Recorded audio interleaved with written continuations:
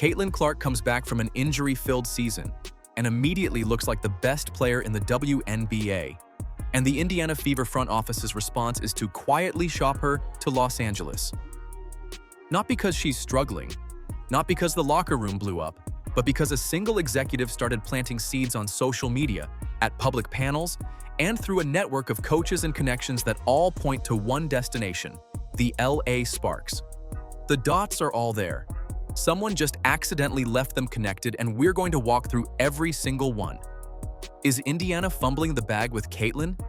Sound off in the comments. Lynn Dunn is out in the public planting the seeds that she's trading Caitlin Clark. Caitlin Clark 100% will get traded away from the Indiana Fever before Stephanie White gets moved. That is what Lynn Dunn is going out and doing. Start with the name Corey Close, because most people who saw it floating around just kept scrolling.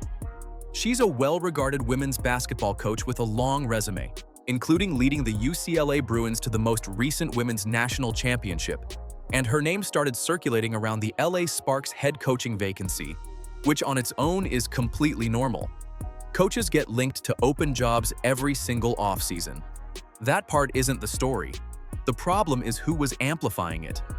Lynn Dunn, a senior executive inside the Indiana Fever organization, kept turning up in the same conversations, the same panels, the same social media threads where the Sparks rebuild, and Corey Close's name kept getting mentioned together.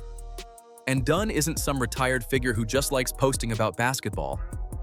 She's actively shaping things inside the Fever's front office as a former GM and head coach that led Indiana to their only WNBA championship. So when she starts showing up in discussions about a rival franchise's coaching search, that's not a casual scroll and retweet situation. Lynn Dunn joined the panel here of coaches and executives, etc. And she's planting the seeds in the ground that, I've had to make big decisions of getting rid of star players before. And it's tough when you got to make the decision to get rid of a star player, but sometimes it's what you have to do for culture. Lynn Dunn is planting the seeds, bro. Dan Dockage didn't come out of nowhere saying all of this stuff, y'all. The writing is on the wall. So now you've got a Fever executive who's publicly tangled up in the coaching search of a franchise that everyone's whispering will acquire Caitlin Clark. That's not a coincidence you can just wave off and move on from. The leak itself is a pattern, and patterns are actually harder to deny than a single statement, because you can't point to one moment and say that's been taken out of context. Dunn's retweets, her panel appearances, the web of professional relationships she's been maintaining publicly, all of it runs in one direction when you map it out.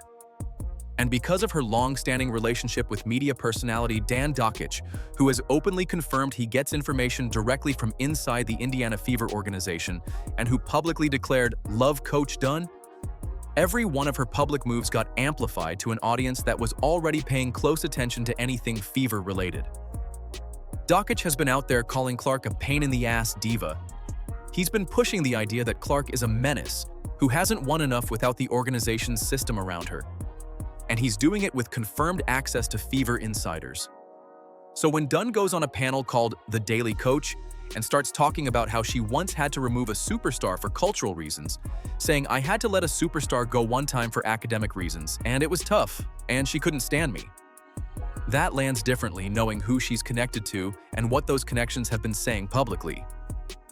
And when I go into an environment, when I go to evaluate a player or coach or whatever, I want to see, hear, and feel that culture. And so I think about sometimes culture is kind of like you have to plant it, you have to grow it, and you have to maintain it. And it's a little bit like a garden, sometimes you have to weed it. You may have some problems with some weeds taking over your culture, and you have to plop them out and pick them out and let them go. Sometimes you got to plop them out, pick them out, and let them go. Dunn also dropped a garden analogy on that same panel, and it wasn't subtle. She described how sometimes you have to weed a culture, and that the toughest decision is moving a player because they don't fit into your culture that you've created, and it all goes back to behavior. She's not talking about a player from 15 years ago. Clark is the only superstar on this roster right now, so the audience for that comment isn't hard to figure out. What Dunn can't do is execute a trade by herself because owner Herb Simon and the GM structure sit above her. But she doesn't need to make the call directly when she can just keep dripping culture-fit language into every public space she touches until the people above her start nodding along. And that's probably the toughest thing is when you have to let a player go or trade a player or cut a player because they don't fit into your culture that you've created. And it all goes back to behavior. It all goes back to behavior. The toughest thing is when you got to trade a player, cut a player, and it all goes back to behavior. Sophie Cunningham has been in this league long enough to know when she's watching a team get set up to fail. And when she went public about Indiana's defense, she wasn't frustrated and venting after a bad loss. She was describing something specific and structural, and she put it on record. What she actually said was this: "Something that's hurting us right now is we're only playing one defensive scheme, and in this league, it's too good. You can't, and people are going to pick us apart." One scheme. In a league where every coaching staff has full film on you by week 3. Opponents don't even need to adjust because Indiana keeps running the same switch-heavy 1-5 look and getting carved up in the exact same spots, game after game. The part that didn't get enough attention in the initial coverage is what Cunningham said next, because she wasn't just complaining about the current scheme. She confirmed the Fever had roughly 10 defensive looks in the playbook last season and aren't running them now. 10. So this isn't a team that lacks options. It's a team that's been narrowed down to one option. And when asked why, Cunningham was blunt about it. If you can't execute them, you can't do them. And if you can't do that, then you can't play. She also noted that even when the scheme is theoretically available, if only 3 players can execute it and the other 2 can't, the whole thing breaks down anyway. So you've got a roster running one defensive gear because the coaching staff either won't or can't get the full group executing anything else. Raven Johnson and Michaela Timpson are younger players still absorbing a new system, and that learning curve is real. But the problem isn't that they need more time. The problem is that the one thing they're being taught only works when opponents don't know it's coming. And at this point, every team in the league knows exactly what Indiana is going to do. Through the first 8 games, Indiana's offense scored at 91.8 points per game, best in the league. The defense gave up 89.0, second worst. That gap isn't a talent problem. The players putting up those offensive numbers are the same players on the floor when the defense collapses. So blaming the roster for the defensive failures doesn't hold up when the same roster is running the best offense in the league. And that's exactly why Cunningham naming the scheme publicly matters so much. Because when a team's defense falls apart and nobody explains why, the blame lands on whoever's most visible. Clark draws more defensive attention than anyone on this roster. She gets scrutinized on every possession, and a vague culture or fit narrative fills the gap when the actual explanation stays buried. Cunningham didn't let it stay buried. She pointed directly at the scheme, not the players, and put it in plain language anyone could understand. The Fever can't quietly walk that back now. Cunningham's words are sitting on the record, and they directly contradict any version of events where this team's struggles trace back to Caitlin Clark. Before Clark arrived, the Fever were averaging 4,500 fans per game. Now they're pulling 17,000. That's not a trend. That's a franchise getting rebuilt from the floor up by one player. And the front office is apparently looking at those numbers and thinking, yeah, let's move her to Los Angeles. The production Clark put up coming back from a year out wasn't just good for someone returning from injury. It reset what people expect from a WNBA star, full stop. And every one of those performances happened in Indiana, which means the ticket revenue, the national TV windows, the merchandise moving out of the team store, all of it flows into a franchise that was genuinely invisible before she walked through the door.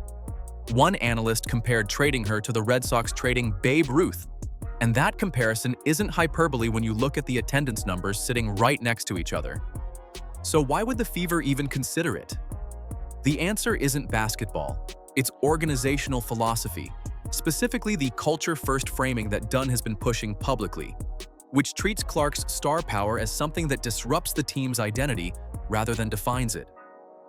There are people inside that building who apparently believe the Fever were built to, and one source put it this way: survive and be better without Caitlin. That's an extraordinary position to hold about an MVP caliber player on a rookie contract, but it's the position, and it's been getting reinforced quietly for months. Herb Simon owns the Fever and nothing moves without his signature, so the trade doesn't happen unless he approves it. Simon isn't the one retweeting Sparks-adjacent content or going on panels about weeding a roster, but owners get shaped by the people they trust most. So if every voice with direct access to Simon keeps framing Clark as a cultural mismatch, that framing eventually becomes the version of events he's working from. He doesn't need to be misled dramatically, he just needs to hear the same story enough times.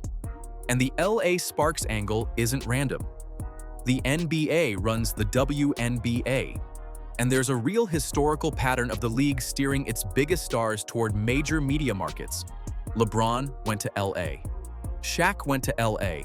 Kareem went to LA. Moving Clark to the Sparks fits a playbook the league has run before, and it gives the Fever front office a narrative shield, because they can frame it as doing what's best for the league's growth while quietly getting rid of the superstar they never wanted to manage in the first place.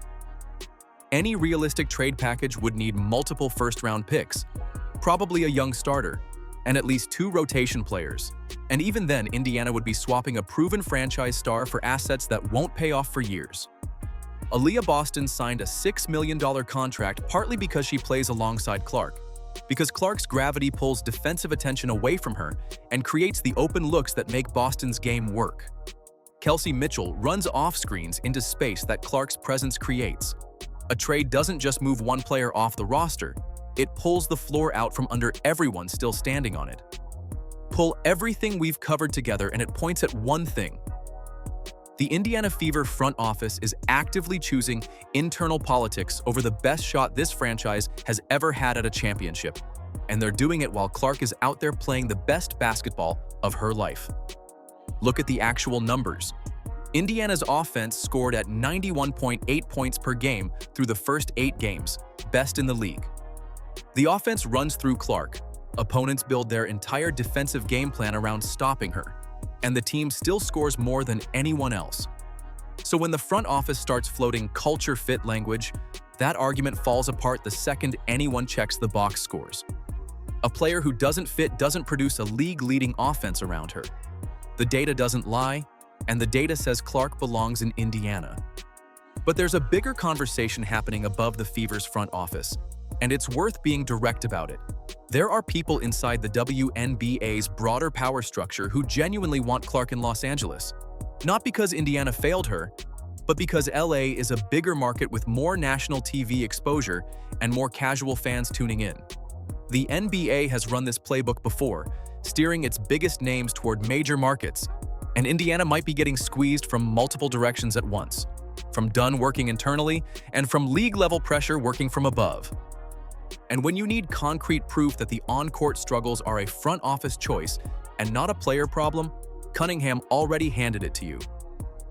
She went on record saying the Fever are only playing one defensive scheme, and that the on-court issues trace directly back to what the coaching staff is running, not who's on the floor. That quote sits right next to Lynn Dunn's social media trail pointing toward Los Angeles, and together they aren't ambiguous at all. Fever fans showed up. They filled 17,000 seats when 4 years ago, this franchise was drawing 4,500 people to a half-empty arena. They bought in on Clark, on Boston, on Mitchell, on this whole core, and one source put it plainly. If Clark gets traded, attendance drops by 9,000 to 10,000 fans overnight, maybe even less. The front office knows that number. They know Clark is currently the only money this team has, and they're still letting Lynn Dunn weed the garden anyway.